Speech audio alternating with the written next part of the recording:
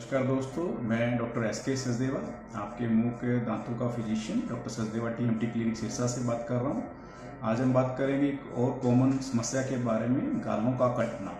गालों का कटना क्या होता है? पेशेंट जो है अपने गालों के अंदरूनी हिस्से को है दांतों के बीच में लेके सारा दिन या कभी कभी काटता रहता है। तो इसमें आज बात करेंगे नुकसान क्या है गाल काटने का। गाल काटने से आपको भी पता है कि जैसे जैसे गाल कटेंगे उसमें पहले ग्रे रंग का पैच बनना शुरू हो जाता है, जो कि सफ़ेद कन्वर्ट हो जाता है सफ़ेदी में। फिर वो पैच हटता नहीं है, तो वो एक संशय पैदा करता है कैंसर के बारे में। और वो वाइट पैच अगर रिमूव नहीं होता तो वो ल्यूकोप्लेकिया की कैटेगरी में आ जाता है और वो फिर बर्निंग भी कर सकता है। तो गाल काटने के क्या कारण हैं? ये देखा गया कि जनरली कुछ लोग हैबिचुअली गाल काटते हैं दांतों से, जैसे कि वो कुछ सोच रहे हैं, चिंता में या तनाव में, अवसाद में। धीरे धीरे एक आदत जो है रिपीटेटिव बिहेवियर में कन्वर्ट हो जाती है। पेशेंट को सबकॉन्शियसली पता ही नहीं चलता कि वो अपने गाल काट रहा है। तो सबसे बड़ा जो कारण देखा गया है वो है स्ट्रेस, टेंशन या एंजाइटी में रिपीटेटिव बिहेवियर की वजह से गालों का कटना।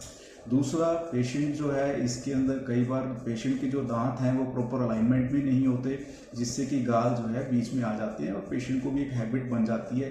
और जैसे जैसे गाल कटता है, गाल का जो साइज बढ़ता है तो वो गाल जो है दांतों के बीच में आते हैं। तीसरा, कुछ लोगों में जो ओवरवेट है या बॉडी फैट ज़्यादा होता है, तो जो गालों की फैट है वो बक्कल फैट जो होती है वो थोड़ी सी ज़्यादा होती है। तो इससे भी क्या होता है, पेशेंट के जो गाल हैं वो दांतों के बीच में आते रहते हैं। नेक्स्ट जो इसका रीज़न है, अक्ल जाड़ या विजडम टूथ का टेढ़ा होना या पूरा ना निकालना।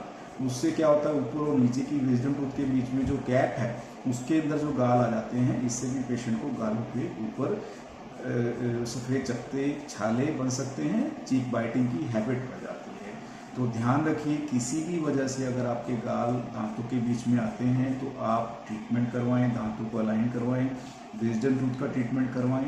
और गालों पे ऐसी कोई भी वाइट पैच छाला है तो उसका इलाज करवाएं टाइमली, ताकि वो कल को कोई भी सीरियस बीमारी ना बने। Thank you.